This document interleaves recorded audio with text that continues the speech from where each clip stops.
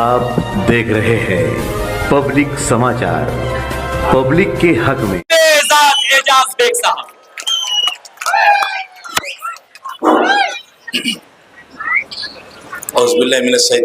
बिस्मिल्लाहिर्रहमानिर्रहीम।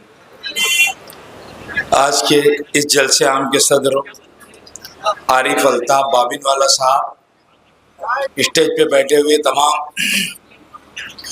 पार्टी के पदाधिकारी, जलसा गांव में बैठे हुए तमाम बुजुर्ग हजरात, नौजवान साथी और जहां तक मेरी आवाज जा रही है ऐसी मेरी तमाम पर्दा नशीन माँ बहनें,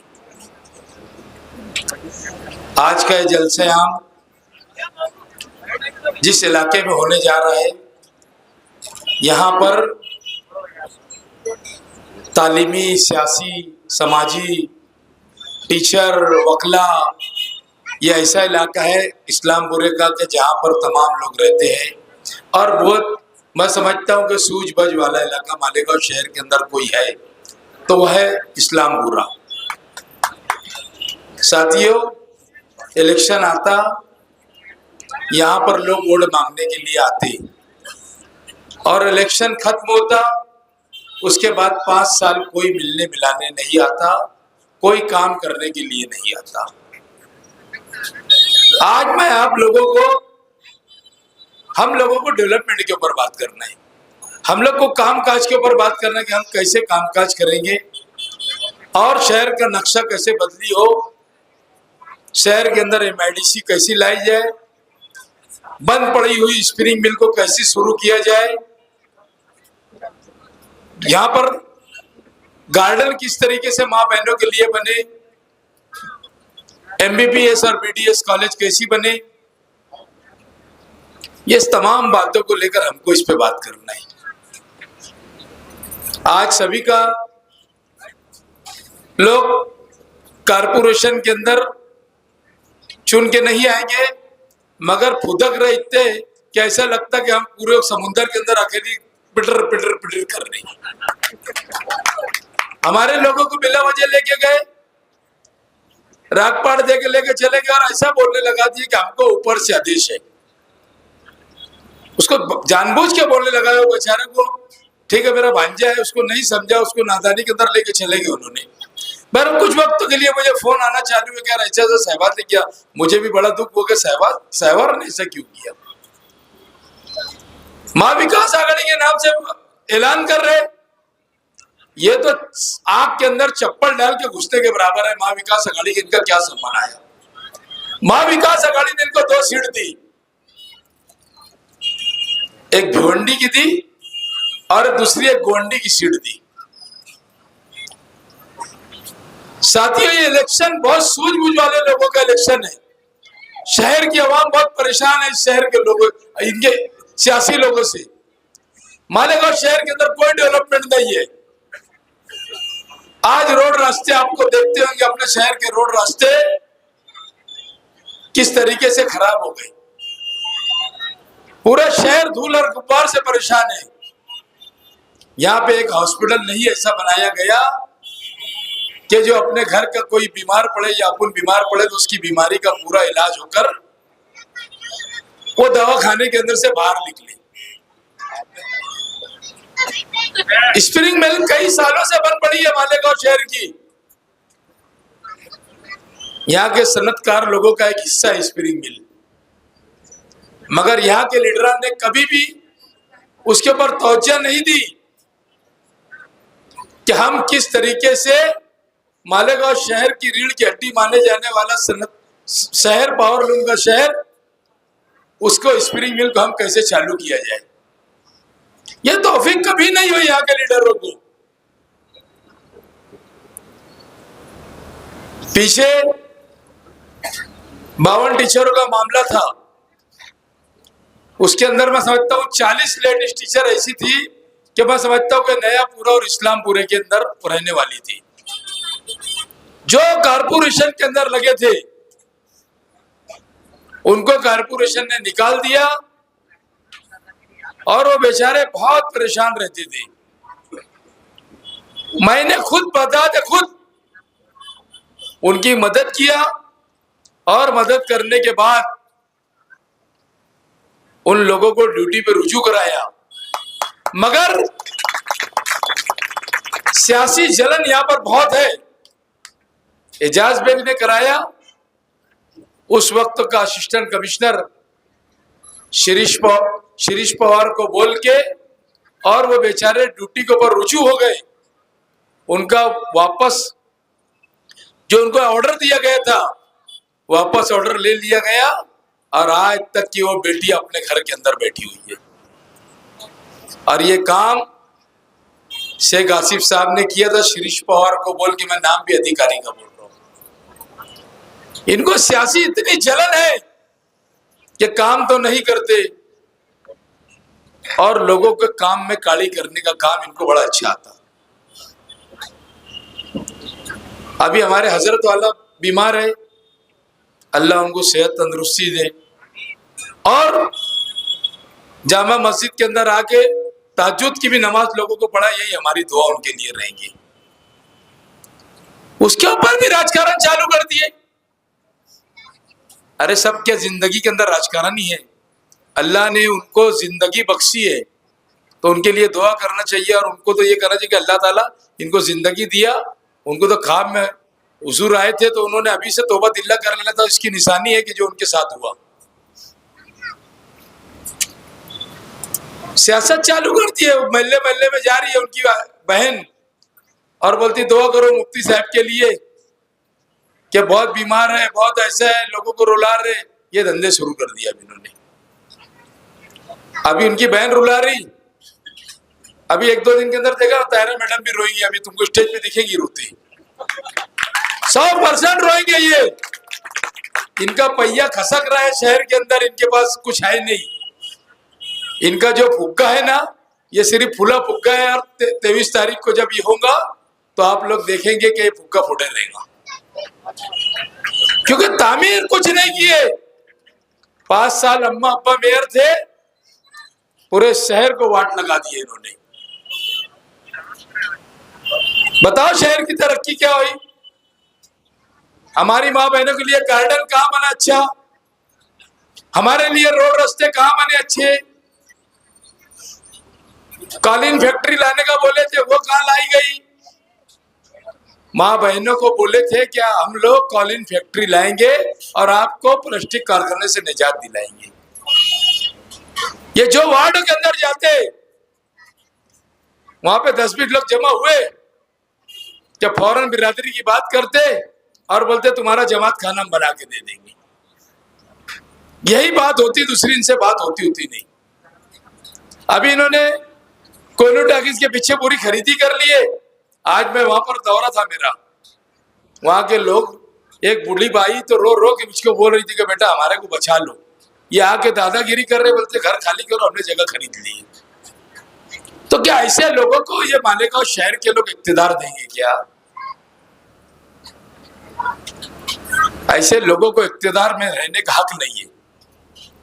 अगर तुम लोगों को जुल्म से बचना है,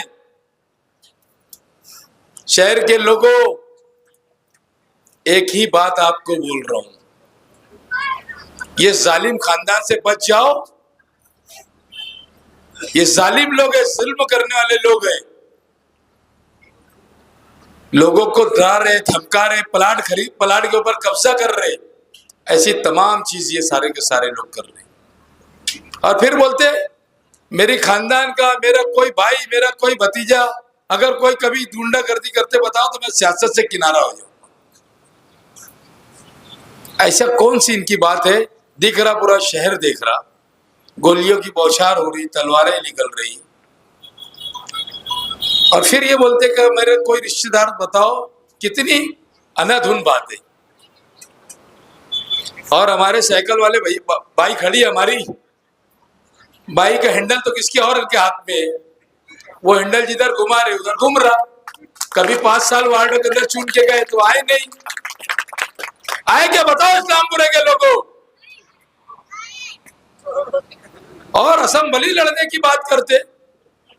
इनकी जो पार्टी है, ये लोग जो है तो रोटी को मांडा करते।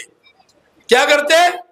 रोटी को मांडा करके बताते शहर के अंदर, इतना उरूज बताते कि लोग बोलेंगे क्या रियल का तो बहुत अच्छा है। बाकी मालेगांव शहर की आवाम अच्छी से सब समझ चुकी है कि इन लोगों के प्रोपगंडे में नहीं आने का। हमारी पार्टी आने वाले वक्त के अंदर, कांग्रेस पार्टी महाराष्ट्र में सरकार बनाने के लिए जा रही। सरकार का नुमाइंदा अगर आपको चाहिए, आपको शहर के अंदर काम करना है, तो आप एक डेवलपमेंट करने वाले बंदे को आप चुन कर देंगे। मैं तुम्हारे घर के ऊपर आके तुम्हारा काम करने वाला कार्यकर्ता हूं, वर्कर हूं। मैं जमीन से नीचे से ऊपर आया। मेरे वालिद कोई सियासी नहीं थे, मेरे घर के अंदर सियासी कोई आदमी नहीं था, मगर अल्लाह के फजल करम से, आप लोगों की दुआ से, कि मालेगांव शहर के अंदर जब जब आफत आती तो एजाज बेग हमेशा शहर के लिए खड़े रहता।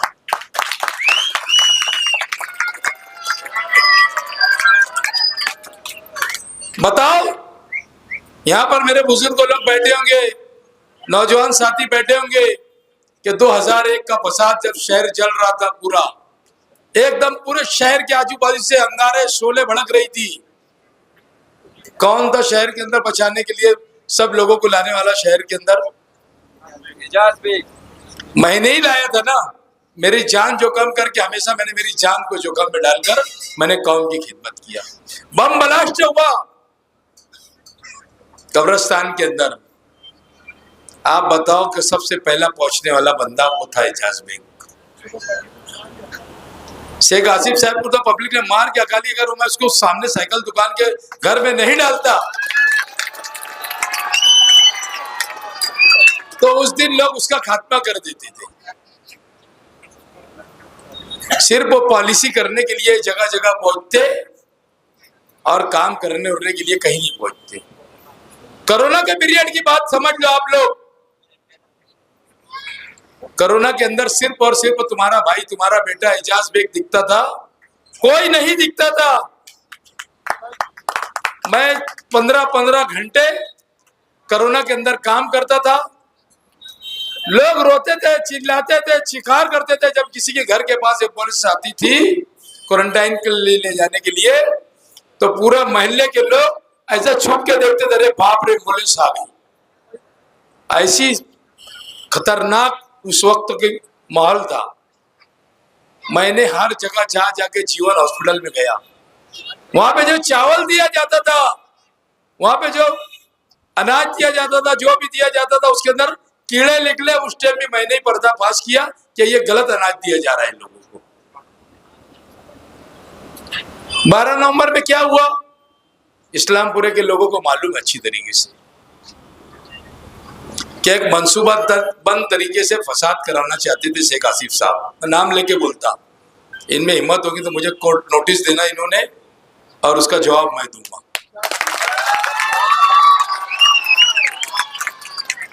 क्योंकि मेरे खून में चापलूसी नहीं है, मैं सीधी सीधी बात करता और सीधा सीधे मामला करता हूं। शहर के उस दिन मंसूबाबंद तरीके से फसाद कराना चाहते थे। इनको इतना ये नहीं है, ये बोलते कि मैं जाके कानून बनाऊंगा हुजूर सल्लल्लाहु अलैहि वसल्लम की शान में गुस्ताखी करने वालों के लिए। अरे भैया, तू क्यों कानून बनाएगा? तेरा क्या है वहां पर? तू बीजेपी का आदमी, कानून तो हम बनाएंगे कांग्रेस के लोग। तुम तो भाई हमारे जो मेमोरेंडम देने के वास्ते गए थे, उस वक्त हुजूर पाक सल्लल्लाहु अलैहि वसल्लम की शान में गुस्ताखी हुई थी, तुमने उनको फंसाने का काम किया था कि नहीं किया था? बता दो। एक ब्रिज का काम चालू है, कितने साल से ब्रिज बन रहा भाई लोग बताओ आप लोग? 7-8 साल से ब्रिज बन रहा। समृद्धि महामार्ग बन गया। समृद्धि महामार्ग 600-700 किलोमीटर का बन गया, और हमें समझता आगे 300 किलोमीटर और यहां से बन गया। ऐसा 900 किलोमीटर का समृद्धि महामार्ग बन गया। मगर हमारे लीडरान को, हमारे नादान छोटे छोटे बच्चे उस स्कूलों में जाते हजारों की तादाद में, इनके बारे में इन्होंने कभी नहीं सोचा कि हमारे बच्चे एक्सीडेंट होके मरेंगे कि क्या होंगे। जिनके बच्चे स्कूल जाते, उनके माँ बाप से पूछो कि उनके दिल पे क्या गुजरती। हमने धरना दिए, उसके बाद से काम को तेजी हुई। इनसे एक वायर नहीं हट रहा था ऊपर का। मैंने एमपीएसएल कंपनी के लोगों को बैठाया और एमपीएसएल कंपनी के लोगों को कहा कि ये अर्जेंट तार हटा के दो, और इनको बोला कि तुम काम चालू करो, या कमिश्नर के बंगले के ऊपर बैठा के मैंने मीटिंग करके वो काम को शुरू किया। इन्होंने सिर्फ पैसा लेना सीखा, दोनों लीडरों ने। इन्होंने पैसे की बात करते, पैसा लेते, और काम हो नहीं हो उनको क्या लेने का। वो तो अल्लाह का फजल करम से ऐसा हुआ कि ये पुल तो कभी बनता ही नहीं था। मैं तो ऐसा सोच लिया था आखिरी के अंदर कि इमाम अहमद रजा रोड के जो भंगार वाले हैं ना, इनको ऊपर ले आके बसा देता था। ऐसी नौबत आई गई थी, मगर वो एक और टेंडर उसके आगे का निकला, तो वो एडजस्टमेंट हुआ, तो ठेकेदार ने काम शुरू किया। नहीं तो इन्होंने जा जाके इतना परेशान किया कि उसको जब चाहते थे ठेकेदार से पैसा ले, जब चाहते थे ठेकेदार से पैसा ले। आज कारपोरेशन 2000 करोड़ रुपए के कर्जों के अंदर है। म्युनिसिपैलिटी थी, एक जमाना ऐसा था कि म्युनिसिपैलिटी के टाइम, हाजी शब्बीर सेठ के टाइम में, एक मालेगांव की म्युनिसिपैलिटी नासिक म्युनिसिपैलिटी को कर्ज दिया करती थी। मालेगांव म्युनिसिपैलिटी कारपोरेशन को उनको दिया करती थी कर्ज, मगर इन्होंने इतना लोड खसोट किया शहर के अंदर कि आज कम से कम 1500-2000 करोड़ रुपए का कारपोरेशन कर्ज के अंदर मुब्तला है। आप बताओ, मैं मेरे भाइयों तुम लोगों को बताना चाहता कि आप दिल पे हाथ रख के बोलो कि पावर का मसला तुम्हारे साथ क्या हो रहा है। आज एमपीएसएल कंपनी ने किस तरीके से लोगों को परेशान करके रखा, इसका जिम्मेदार कौन है मुझे तुम लोग बता दो। उसका जिम्मेदार मैं है, उसका जिम्मेदार एक्स एमएलए शेख आसिफ साहब ने इस कंपनी को लाए थे, और मुफ्ती साहब ने उसको मुकम्मल तौर पे ग्रीन सिग्नल दिया और उनके ताबे में ठेका दे दिया। ये नहीं सोचा, ये बात में अल्लाह को हाजिर नाजिर जान के बोल रहा हूं, मेरा मुंह काबे तरफ शरीफ की तरफ है, कि मुफ्ती साहब को मैंने बोला था जब ये कंपनी आ रही थी कि मुफ्ती साहब इन लोगों को मालेगांव शहर के अंदर आने मत दो। अगर ये आ गए तो भिवंडी के अंदर जिस तरीके से किलो से पावर लूम बिकता है, उस तरीके से मालेगांव शहर के भी पावर लूम किलो से बिक जाएंगे। मगर पैसा ऐसी चीज है कि अच्छे अच्छे का वजू तोड़ डालती। उन्होंने भी अपना वजू तोड़ा, आज तक के शहर के लोग परेशान हैं। हमेशा मैं मालेगांव शहर के लोगों की लड़ाई, पावर की लड़ाई कोई लड़ता है तो एक एजाज बेग अकेला लड़ाई लड़ता है। आप जब वोट देने जाएंगे, अल्लाह की कसम आप बिल को हाथ में लेकर देख लेना एक दिन कि कल मेरा बिल कितना आया था और आज कितना आएगा। कांग्रेस सरकार ने 5 गारंटी दी है आप लोगों को। मेरी माँ बहनें सुन रही होंगी, खास तौर पे आप अपना नुकसान मत करना। आप लोगों को हर महीना 3000 रुपया सरकार बनने के ऊपर, एक घर के अंदर अगर 4 महिलाएं हैं, 4 माँ बहनें हैं, तो 12000 रुपया आपको महीने का मिलेगा। 3 है तो 9000 रुपया मिलेगा, 2 है तो 6000 रुपया महीना मिलेगा। आपको गैस सिलेंडर 500 रुपये में मिलेगा। हमारे नौजवानों के लिए जो बेरोजगार है, सरकार ने बोल दी कि 5000 रुपया हर महीना नौजवान जो बेरोजगार रहेंगे, हम नौजवानों को 5000 रुपया देंगे। सरकारी बस फ्री कर दी सरकार ने, माँ बहनों के लिए सरकारी बस फ्री रहेगी। जहां आप जाएंगे आपको 1 रुपया किराया नहीं लगेगा। 100 यूनिट बिजली आपको फ्री मिलेंगी। आप लोगों को, मेरी माँ बहनों, खास तौर पे आदमी 200-500 रुपए में कहीं भी बैठ के बिक जाता, आप लोग घर में रहती।